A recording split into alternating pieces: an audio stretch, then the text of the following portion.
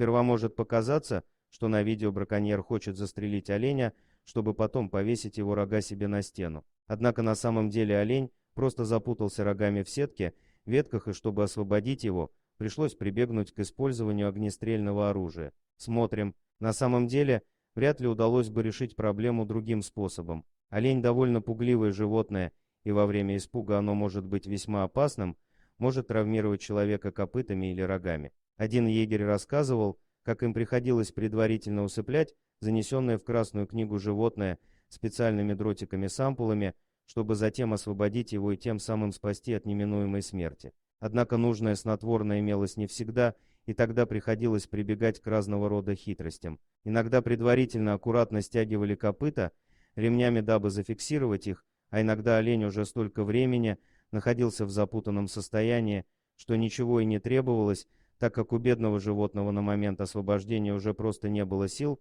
сопротивляться и после освобождения рогатого. Приходилось еще помогать ему восстановиться разными способами. Вообще рога оленю нужны только для битв во время брачного гона, и он может вполне прожить без таковых. Еще рога могут применяться для самообороны и защиты потомства от хищников, однако реального толка от них в данном направлении очень мало. Кстати, больше всего оленей проживает в Финляндии. Более того, это животное является символом страны озер, его образ даже напечатан в заграничном паспорте граждан. Если начать быстро перелистывать странички такого паспорта, то можно увидеть анимацию прыжка оленя.